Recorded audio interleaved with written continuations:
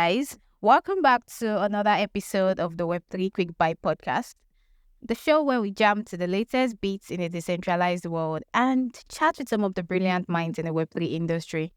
Today, we have a special guest joining us. And with me today here is Kelsey McGuire, the Chief Growth Officer at Shadium. Kelsey is a true Web3 native, having held senior leadership and marketing roles at some of the biggest names in the decentralized space, like ConsenSys, CoinFund, etc. Kelsey is here today to share her insights on building communities, crafting killer marketing strategies, and navigating the ever-evolving world of Web3. So, hi, Kelsey. It's so great to have you on the show today. Hi, thank you so much for having me on. I'm really happy to be here. Great. How are things going over at Shadium today? Yeah, things are great. I mean, it's been a very productive and intense past few weeks with our latest version of incentivized testnet, and we've now exceeded, I believe it's 10 million transactions on this stage 3 ITN, which is what we've been calling the incentivized testnet. So really good. The team is really excited, and we are looking forward to kind of the next steps towards mainnet. Right. That's quite interesting. So I am really excited to dive into your experiences and learn from your expertise. Why don't you start by telling us a bit about your journey to the Web3 space? I'm sure our listeners, well, I'm speaking for all of us, were eager to hear your story. Yeah, absolutely. So it started way back. Probably I started hearing about Web3 blockchain in 2017. I was in New York City, and a number of my friends worked for banks. They're kind of finance people out there. And I started hearing a little bit about blockchain technology, and I know they were getting a little nervous about it. And some of the larger financial institutions were starting to explore that a little bit more. So I certainly found that intriguing and really wanted to make the transition from fashion and beauty industry to especially something as exciting as a new industry within tech. So I was fortunate enough to cross paths with someone who worked in ConsenSys and gave myself a course in Web3 and blockchain, and was able to kick off my career there at ConsenSys in 2018. Right, that's interesting. So I have a follow-up question. So how did your early experiences shape your career path? Yeah, so I feel that the different experiences that I had in fashion and beauty industries really helped me adapt to tech. 'Cause I had already worked at different startups, so I was used to that type of environment where there's a lot of uncertainty. The pace is very fast, and you're looking for the right strategic partnership. You're looking for the right sort of angle with the brand, build community, and all of those pieces. And that helped a lot. I would say also, even though the communities can really vary, that it was really helpful to still have that perspective on people and behavior and how individuals and groups want to interact with organizations and projects and companies. And so that was a really great foundation. So when I switched to Web3, at least I had that kind of broad understanding that then you can hone in and make sure it is more applicable and tailored to those really dynamic and unique Web3 communities. That's interesting. So let's talk about your previous roles. You've held roles at ConsenSys and CoinFund, and I mean a whole lot of other startups before your current position. How has your perspective on Web3 evolved as you've moved through these different organizations? Yeah, it has been, yeah, like, especially because those organizations all are different sizes, a lot of times different goals. I would say back in 2018, we were fortunately moving away from all of those hype cycles that we were seeing even earlier before I started. I kind of joined at the tail end of those big hype cycles. And so it's been just generally a shift, I feel like, towards more community oriented initiatives, which I think is essential, and more of a shift towards understanding really what's driving the different individuals and groups. Like, why are they even wanting to potentially interact with you, and really reorienting everything you do around that rather than just trying to hype something or basically doing the equivalent of stepping into a room and shouting about what you're doing without really listening to any responses or tailoring things to the actual wants and needs of the community. So my perspective overall on Web3 has evolved, I would say, quite a bit from maybe some of the initial lightly naive perspectives around how quickly things could happen to something that I see as, of course, a longer term, growth and evolution of the technology and really what it can do for people. I think more and more we've seen how important user experience is and how people really won't sacrifice. I mean, myself included, this is not an accusation, but just even one little ounce of convenience. Like, they need to be just as good in terms of an experience, if not better than Web 2 for us to really reach that level of adoption we're looking for. You mentioned something earlier about how this industry moves so fast. So I'm thinking that is that a good thing? Or can I say, or is it safe for me to say that the way things move so fast in this industry, is it synonymous to growth in some way? Yeah, I think that the industry's speed and how quickly we're evolving is generally a positive.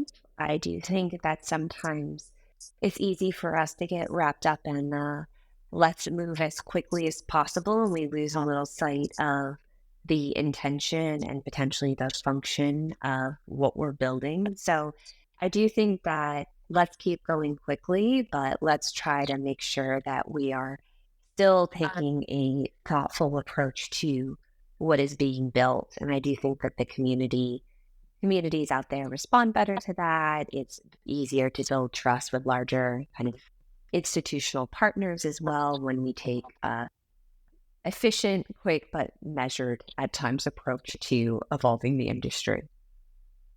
I mean, I quite agree with that, actually. I do.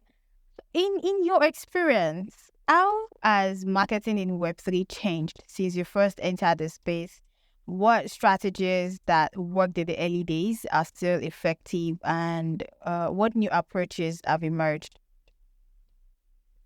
Yeah, I think that the focus on community has remained effective. I think that, we're creating things for people. So listen to the people and make sure that you're focused on that, kind of like what we touched on earlier. That just remains essential. I think the early days, just hype, making false promises, luckily has fallen out of style, especially with reputable projects. You don't just make wild speculative claims on what's going to happen. And so I'm glad to see the industry evolving away from that.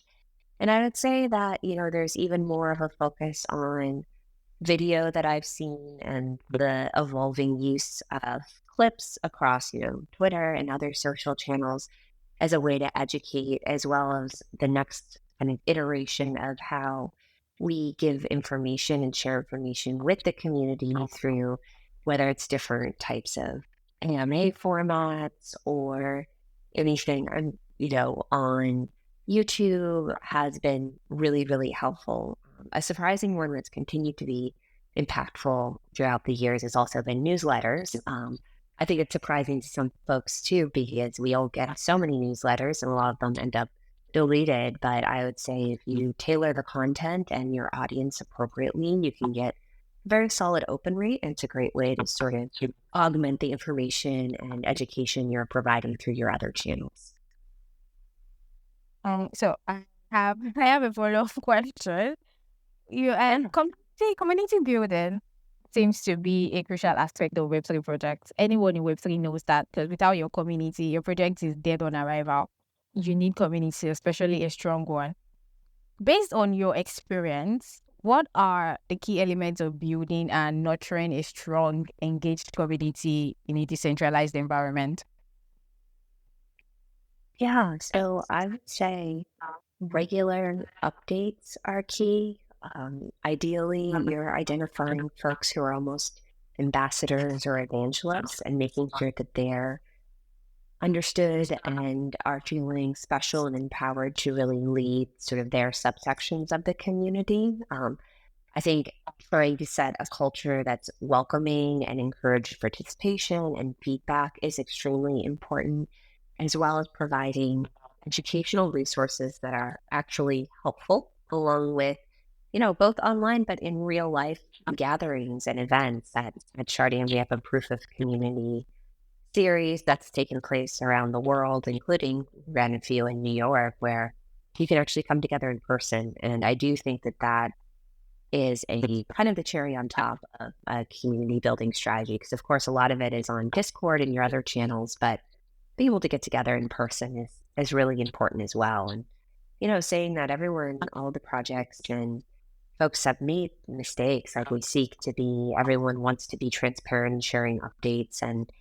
doing everything that they can. And sometimes it's not enough, and you have to listen to the community's feedback and really figure out how and where these groups want to get information and really how to reach people where they are.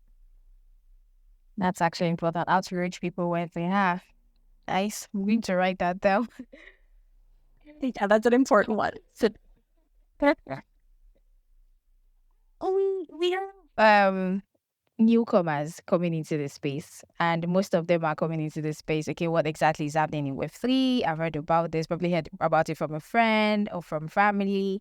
But we have newcomers coming into the space every day. Maybe they join because of the next day drop or something. We will have people come into this space literally every day.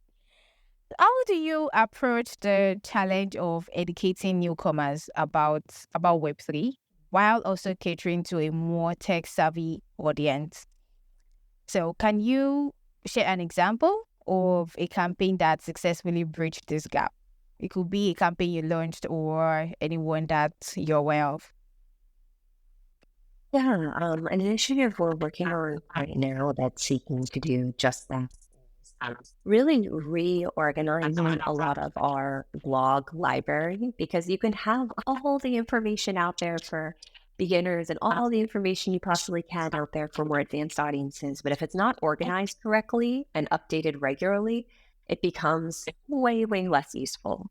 So we are organizing an entire beginner library, some amazing people on the team, so that individuals who are new to all of this, a less intimidating sort of on ramp to all of these educational materials that have been created and curated over the years. And similarly, we are reorganizing and making sure that we are putting out more technical updates and educational materials for the individuals that are further along in their Web3 journey. And so that type of resource organization, although it's not a massively flashy, exciting campaign, is one of those practical moments that can have real impact.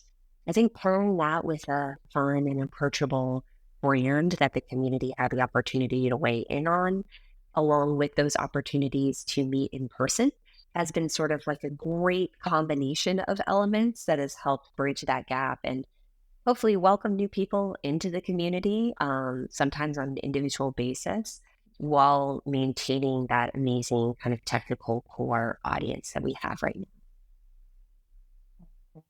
What I'm getting from this is that it's always important to educate people and let them know what they are getting themselves into, not just because you want to come into Web3 there because you've heard that there's money in quotes, there's money in this space. So it's always important to get educated and try to understand what goes on in this space. I mean, no campaign tops that ever, educating people. Because once people understand what they're getting themselves into, it's just smooth sailing from there. Exactly. You work on both the protocol side with Celo and the investment side with CoinFund, right?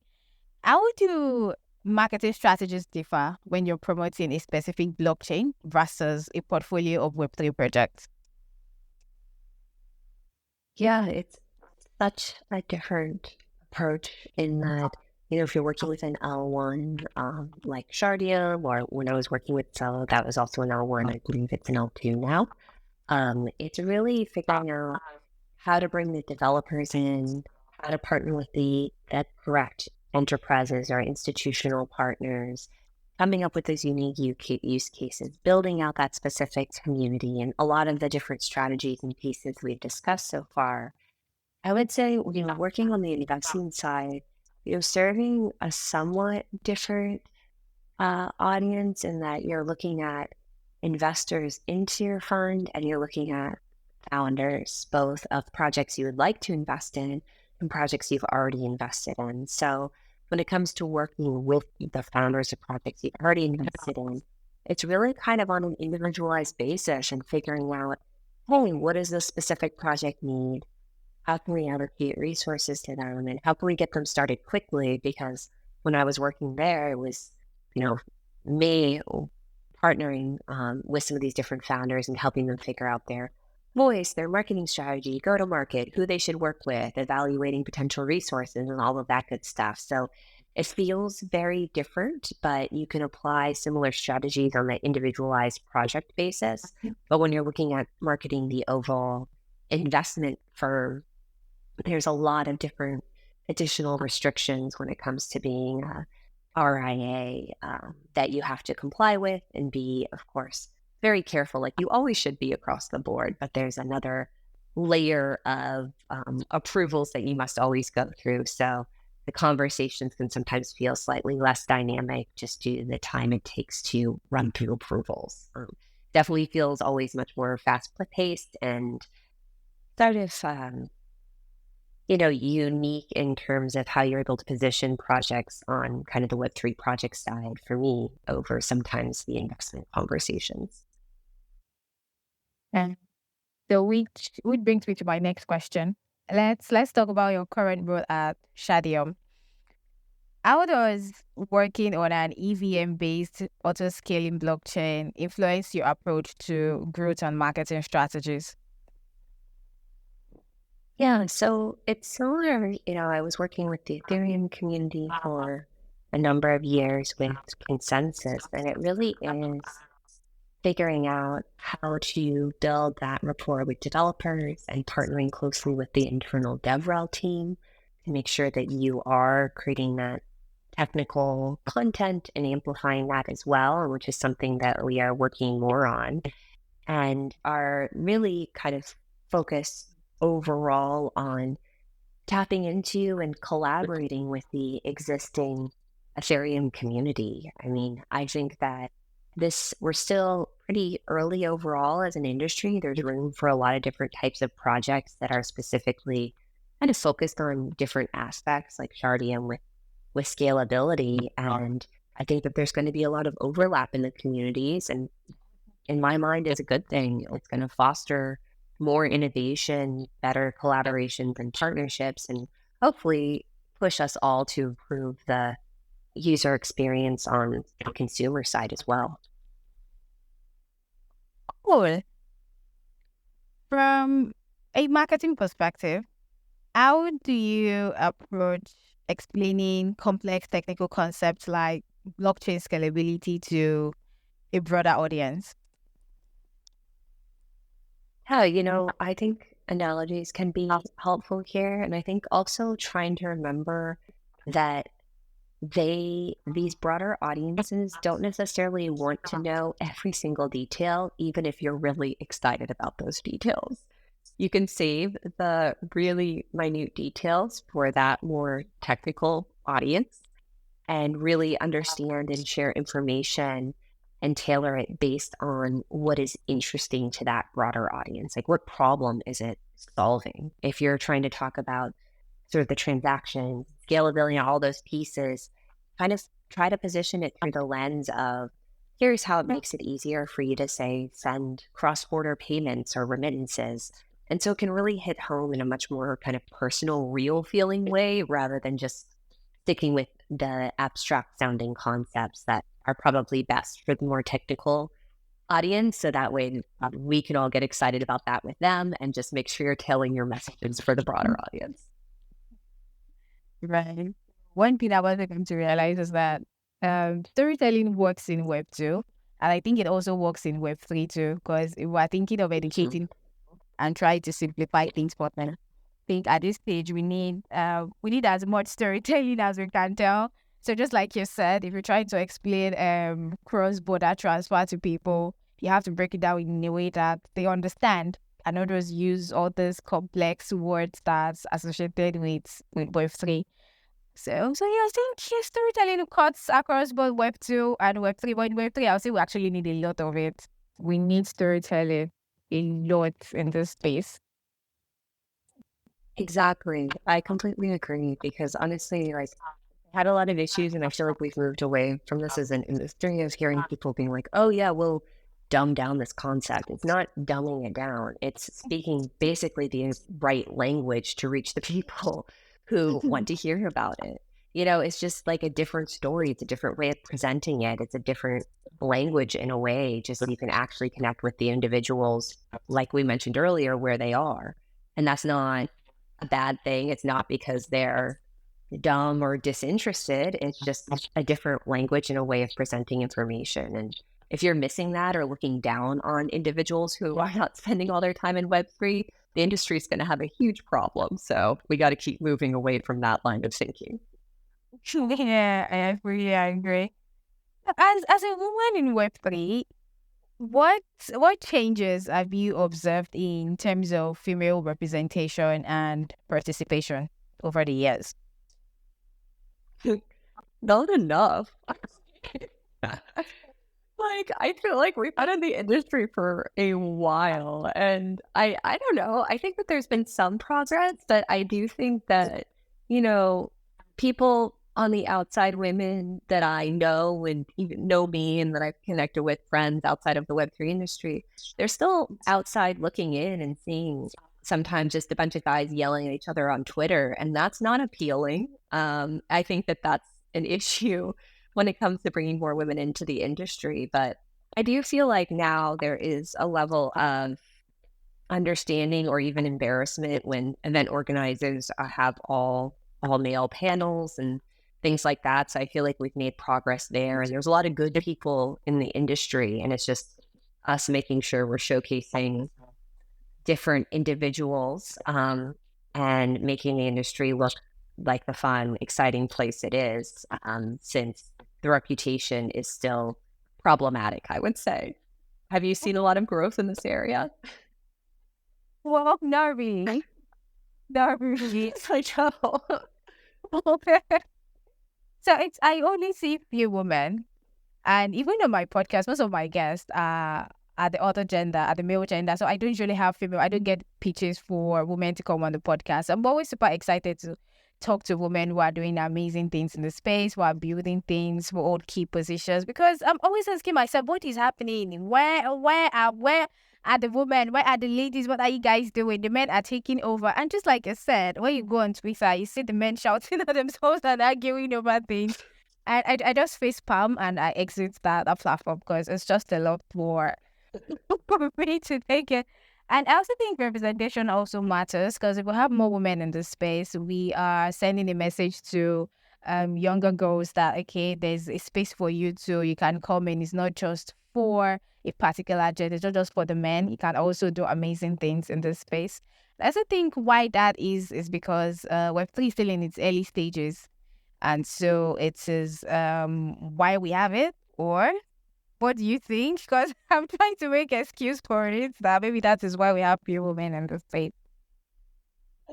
Yeah, I'm so glad you're out here having this podcast, and at least we have this conversation today. I think you hit on a really important point, which is representation. So I think really as women are in more and more, hopefully, leadership roles in Web3, pushing. Like if you're a part of a conference and you see there's issues with representation, have that conversation and talk to people, talk to friends, make sure you're getting out there and speaking, going on podcasts, hosting a podcast, just I think it's really important to build that type of momentum so there's a little more diversity in the types of voices and thoughts out there when it comes to Web3. But it has been a little bit slower to progress than I had hoped, but we're still out there trying to make these things happen.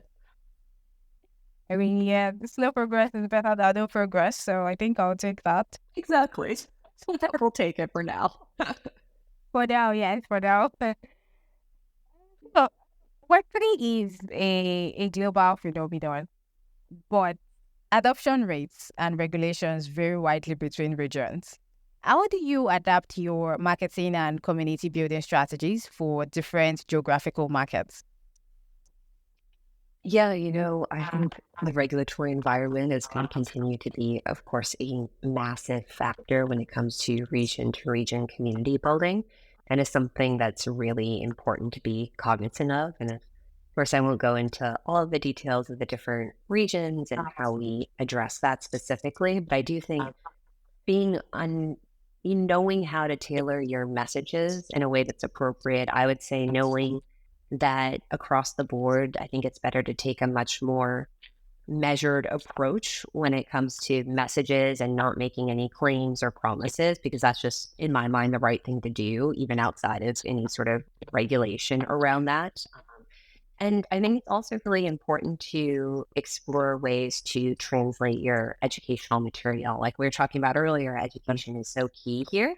And if individuals can't read your blog posts or hear anything in their own native languages, you're going to miss out on a lot of really engaged, interesting people.